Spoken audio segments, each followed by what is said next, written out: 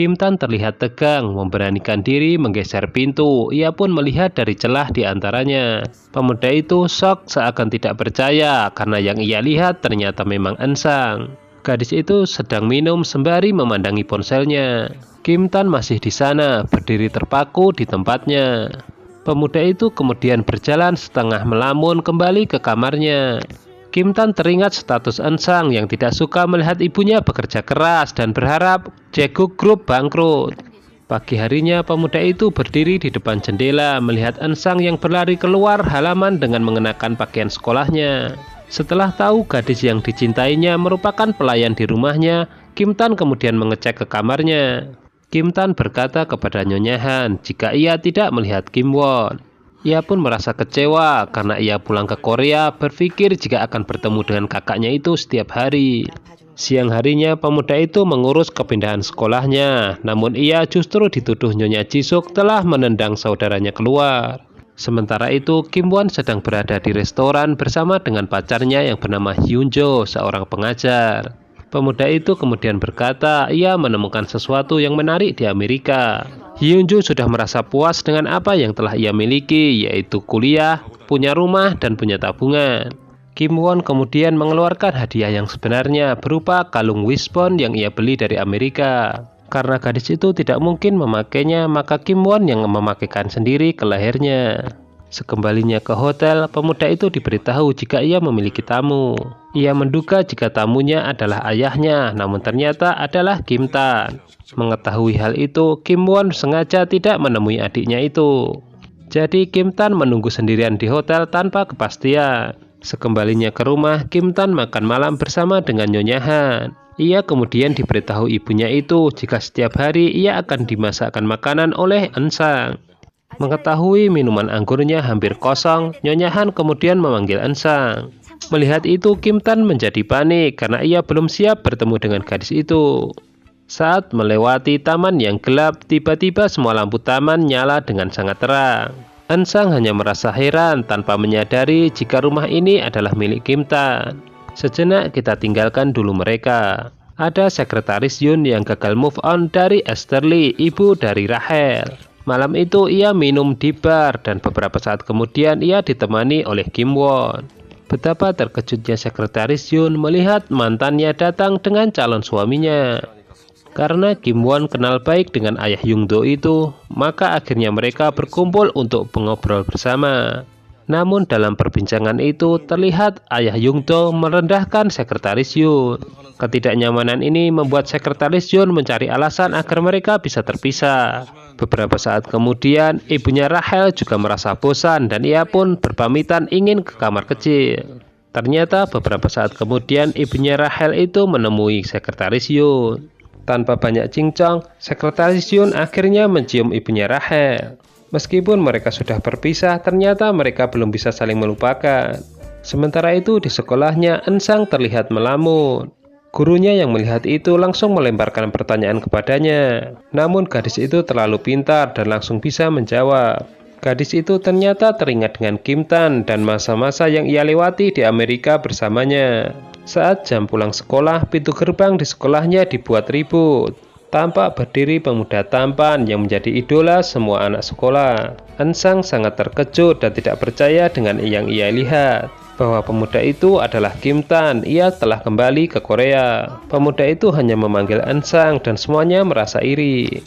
Gadis itu ternyata belum berubah dan bersikap jutek kepadanya. Eun Sang akhirnya pergi tanpa memperdulikan Kim Tan. Saat kerja paruh waktu, Eun Sang ditelepon oleh Chan Yong dan disuruh memeriksa media sosialnya. Kim Tan mengupload fotonya di akun media sosial gadis itu. Pemuda itu kini berada di tempat Eun Sang bekerja. Kim Tan hanya meminta nomor telepon dari Chan Yong. Namun setelah mendapatkannya, Kim Tan kemudian menelpon Chan Yong dan menanyakan nomor dari Eun Sang. Usaha dari Kim Tan ternyata tidak berhasil. Terpaksa pemuda itu mengambil paksa handphone dari Eun Sang. Dengan cara itu akhirnya pemuda itu mendapatkan nomornya.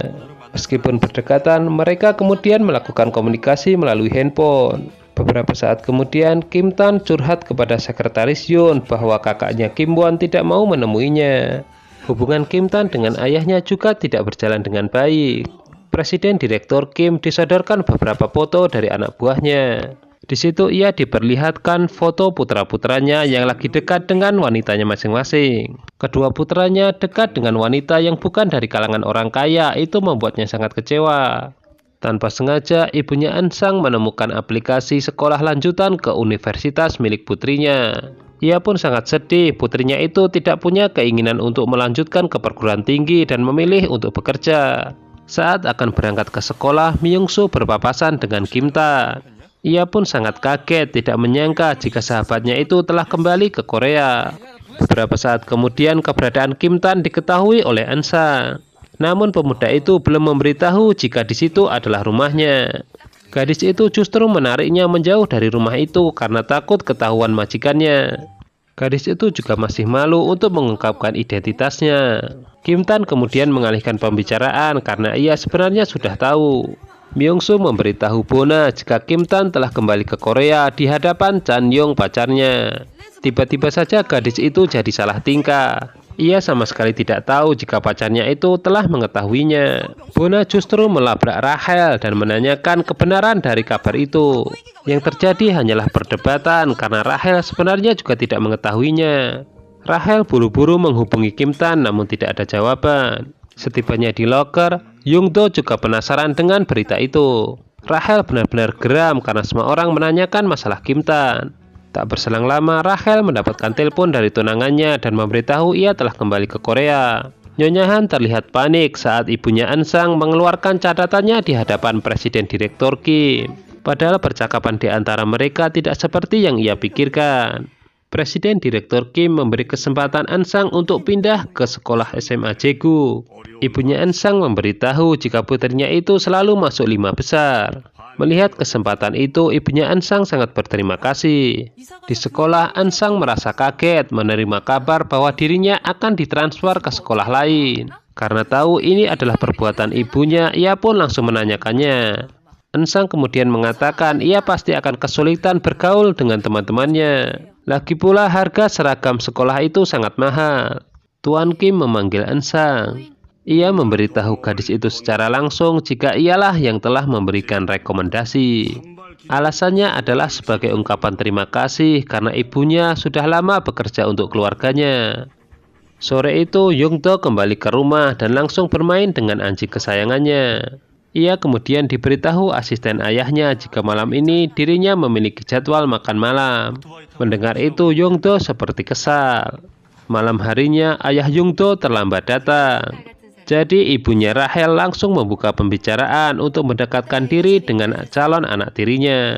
Ia memberikan hadiah tali untuk anjingnya Young-do. Namun hadiah itu tidak bisa merubah sikap dari pemuda itu. Beberapa saat kemudian ayahnya Young-do pun datang. Namun di situ Rachel sudah muak dan ia pun minta izin untuk pergi ke suatu tempat. Young-do yang merasa tidak nyaman ikut berpamitan untuk mengantarkan Rachel. Itu tadi hanyalah akting untuk mencari alasan. Namun ternyata Rachel benar-benar minta diantarkan oleh Young-do untuk membeli seragam. Sementara itu Ansang pergi ke toko seragam SMA Jegu. Namun di situ ia baru sekedar bertanya karena tahu harganya sangat mahal. Tanpa sengaja di luar ia bertemu dengan Rachel. Tunangan Kim Tan itu mengatakan jika feelingnya sangat benar jika mereka nanti akan bertemu kembali. Di situ Ansang terlihat percaya diri. Tanpa rasa takut ia mengambil name tag milik Rachel. Itu sebagai balasan apa yang ia lakukan saat di pesawat. Young-do yang berada di sana justru memihak Ansang. Rachel kemudian diejek habis-habisan jika kali ini ia kalah telak. Ansang yang saat itu ingin menelpon terkejut melihat seorang pria tiba-tiba ada di depannya, menghadang jalan dengan motornya. Young-do kemudian bertanya kepada gadis itu apa hubungan dirinya dengan Kim Tan. Ansang pun menjawab jika ia tidak mempunyai hubungan apa-apa, apalagi dengan Rachel. Mendengar jawaban itu, Young-do kemudian pergi. Keesokan harinya, Ansang ingin membayar hutangnya kepada Chan Yong. Namun hingga kini pemuda itu belum juga mengirimkan nomor rekeningnya.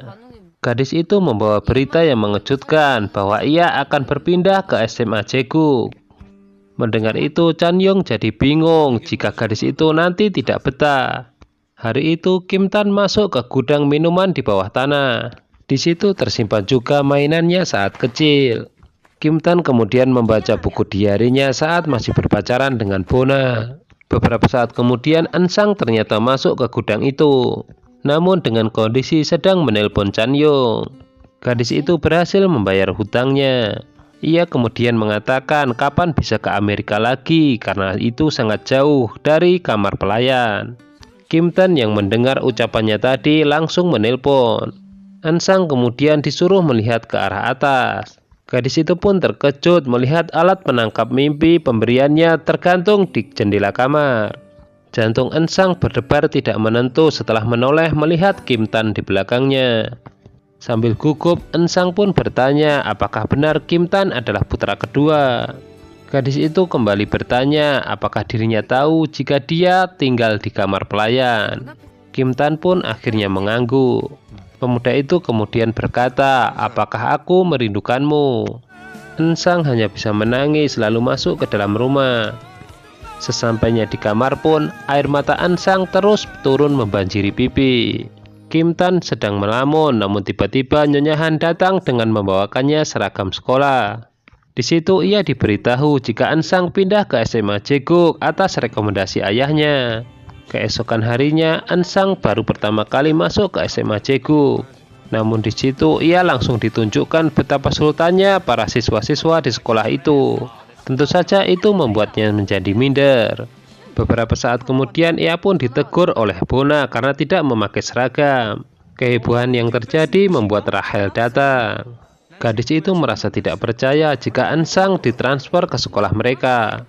Rachel bertanya kepadanya, apakah pekerjaan keluargamu? Belum sempat terjawab, kehebohan berpindah kepada Kim Tan yang baru datang ke sekolah. Bona dan teman-temannya akhirnya yakin jika Kim Tan telah kembali ke Korea. Beberapa saat kemudian datang Yung Do. Dari lantai atas, Hyosin mengatakan jika sudah seperti ini, pasti ceritanya akan menjadi seru. Setelah 3 tahun, Kim Tan dan Yung Do ini pertama kali mereka saling menyapa. Namun setelah itu mereka terlihat saling menyindir. Ensang menulis pesan untuk Chan Yong. Tanpa ia sadar, ia telah berada di tengah-tengah antara Kim Tan dan Yung Do. Nah loh, jadi panik kan? Jangan lupa ikuti terus kelanjutan dari serial ini hanya di Mail Channel ya. Terima kasih.